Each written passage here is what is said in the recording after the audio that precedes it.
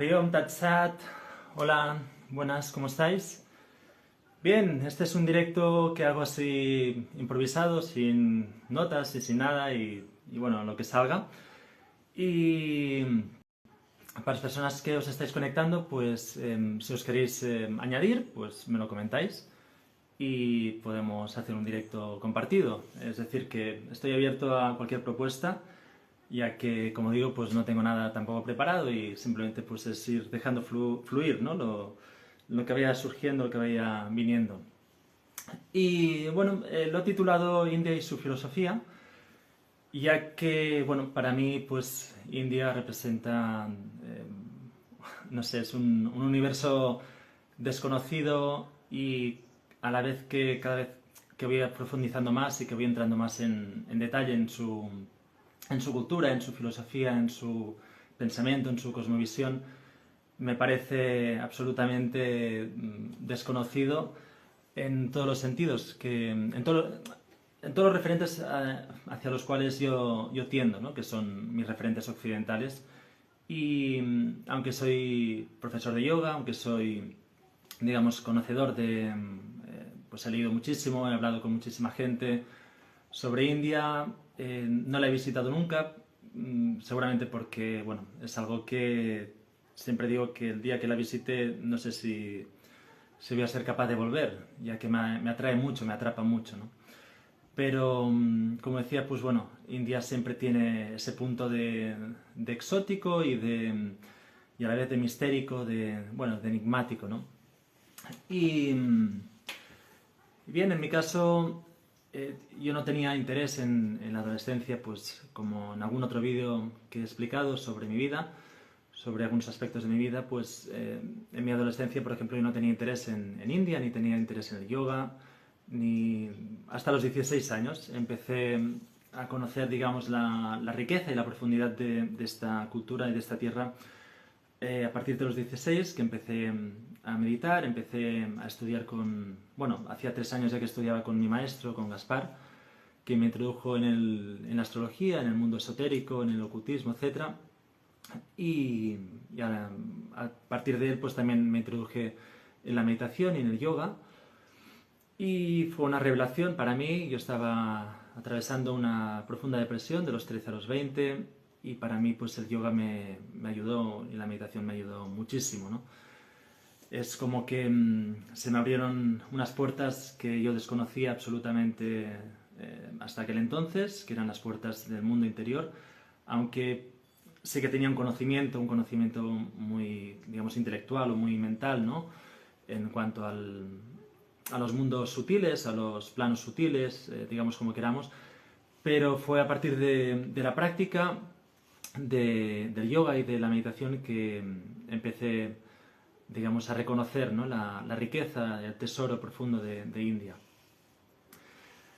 De esta manera, desde entonces, pues bueno, me fui formando en distintas escuelas, como ya he ido contando, tanto de Kundalini como de Hatha, como en Shivananda, bueno, etcétera, ¿no? En el yoga, pues hace muchos años que soy profesor y que me inicié, ¿no?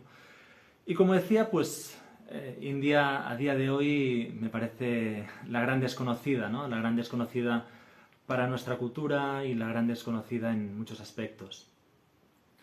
Sí que es cierto que a raíz sobre todo del movimiento hippie de los años 60, de la contracultura, fue introduciéndose muchísimo más el conocimiento y el bagaje espiritual, ¿no? de India, con maestros, pues, qué sé yo, pues, Iyengar, Shivananda, Vishnu Devananda, Muktananda, podemos hablar de Ramakrishna, Vivekananda, Swami Vivekananda, podríamos hablar de Ramana Maharshi, podríamos hablar de Amma, podríamos, no sé, hay tantos y tantos y tantas maestras, ¿no? Que es infinito. La verdad es que el pozo espiritual de India es, como digo, no tiene par en el mundo, ¿no? Dada también su trayectoria, su tradición, si nos remontamos a su historia un poco así, a grosso modo, se dice que según los restos arqueológicos y según los estudios que se han hecho, pues en la confluencia en la zona, en la tierra de Harappa y de Mohenjo-Daro, es decir, entre el río Saraswati y el Yamuna. En esa zona, como el creciente fértil de Oriente Medio, pues en esa zona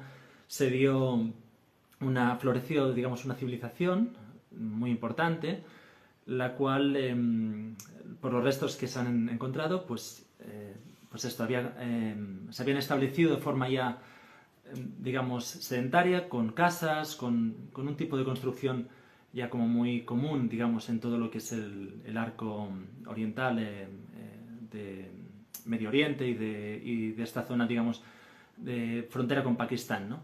Pues, como decía, pues se establecieron en este lugar y fueron, digamos, los ancestros de los indios actuales, que fueron los dravídicos, una cultura o digamos, una etnia de tez de piel más oscura que hoy día pues se establecieron cuando llegaron los indoeuropeos, se establecieron en el sur de India. Y en el norte, la diferencia es que en el norte son de tez como más blanca o más, pues esto, ¿no? No es tan oscura, ¿no? Como la del sur. Y esto se debe principalmente, como decía, pues por el hecho de que llegaron los indoeuropeos, que a diferencia de lo que también se cree o se cuenta, los indoeuropeos no conquistaron a los dravídicos, sino que simplemente pues hubo una convivencia o hubo simplemente una transmisión de conocimientos, y a medida que se iban estableciendo los indoeuropeos, que recordemos vienen del norte de Europa, pues a medida que se fueron estableciendo, los dravídicos simplemente se fueron desplazando hacia el sur. Les digo esto porque, bueno, en el desarrollo de la tradición, que es una tradición milenaria, sin par, como decía, pues esto es importante, relevante, por el hecho de que a partir de entonces India siempre se ha caracterizado por dar espacio, dar asentamiento o dar lugar, ¿no?, a las distintas culturas que la han ido conquistando, aunque la conquista siempre ha sido, yo diría que siempre al revés, ¿no? O sea, en realidad pues ha sido siempre India que ha conquistado a sus conquistadores. Pensemos, pues yo qué sé, pues en los británicos, pensemos en los musulmanes, etcétera, ¿no? Y cada uno que llegaba, digamos, cada cultura, cada civilización que ha ido llegando a India, pues lo ha hecho de forma que se ha podido sentir suficientemente cómoda como para establecerse. Y de aquí también esta mezcolanza que tiene India, que si uno viaja por India, rápidamente puede observar, ¿no? El bullicio de sus calles, en sus grandes ciudades, es un ejemplo de esta convivencia, ¿no?, de este sincretismo y a la vez de esta, digamos, de esta tradición perenne de la que tanto se habla, ¿no?, que precisamente pues da lugar a que puedan convivir tranquilamente pues musulmanes, cristianos, advaitas, shivaíticos, vishnuitas, etc., ¿no? Y por lo tanto esto es como un ejemplo de tolerancia y de respeto hacia lo sagrado y hacia aquello, digamos, hacia Brahman, ¿no?, hacia lo uno sin segundo, que dicen, ¿no?, en India. Y bien, de esta forma, pues es como que, como decía, pues a partir de la contracultura de los años 60, India ya es como que ha entrado en nuestras casas, se ha establecido de una forma también como muy silenciosa, casi sin pretenderlo, pues ya sea a través del yoga, ya sea a través de la meditación, ya sea a través de sus coloridos, de su folclore, de su sabiduría, de sus cuentos, no sé, tantos y tantos motivos por los que India es reconocida como una tierra, ¿qué decir?, ¿no? Pues una tierra de espiritualidad, de mucha sencillez, a la vez que de mucha profundidad, ¿no? Y bueno, algunos aspectos que podríamos destacar podrían ser el hecho de que, por ejemplo, si tenemos en cuenta pues un poco, ¿no?, también sus raíces a nivel más filosófico, más espiritual, hablaríamos de los Vedas, recordemos los 4 Vedas, Atharva Veda, Rig Veda, Samaveda y Ayurveda. Hablaríamos también de sus epopeyas, el Ramayana, el Mahabharata. Hablaríamos del Srimad Bhagavatam. Es decir, podríamos ir abriendo y abriendo y abriendo las múltiples, digamos, influencias, ¿no?, que tanto literarias como filosóficas como de cosmovisión que ha tenido en todo el mundo.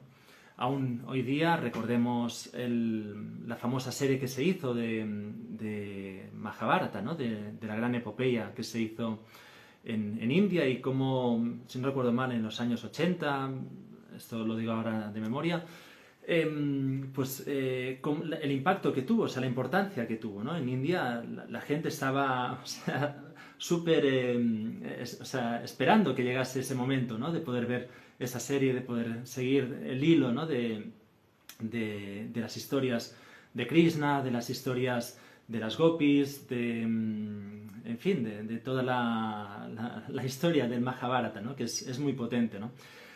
Y bien, y como decía, pues esto, ¿no? Es una, digamos, es una tierra que constantemente está dando, a la humanidad está dando grandes tesoros, y que de alguna forma estamos recurriendo a esta sabiduría ancestral por el hecho también de que es un faro digamos, en toda en nuestra trayectoria occidental, en nuestra trayectoria humana, ¿no?, planetaria, ya que recordemos, por ejemplo, la importancia que también ha tenido en la teosofía de Blavatsky, de Elena Petovna Blavatsky. Recordemos también la importancia, por ejemplo, de Jiddu Krishnamurti en su momento. Y bueno, también pues las múltiples escuelas que hay de yoga, ¿no?, que, como decía, pues también se ha ido arraigando en nuestra cultura, en nuestras tierras, y quien no, pues practica yoga, quien más, quien menos, conoce yoga, conoce a alguien que hace yoga, que medita, etcétera, ¿no? Sí, la India es lo que tiene, que es, digamos, una espiritualidad perenne, una espiritualidad que atraviesa el espacio y el tiempo, y que nos ayuda a poder reconectar, poder recuperar la guía de la filosofía perenne, la guía, digamos, de lo eterno, ¿no?, que se dice.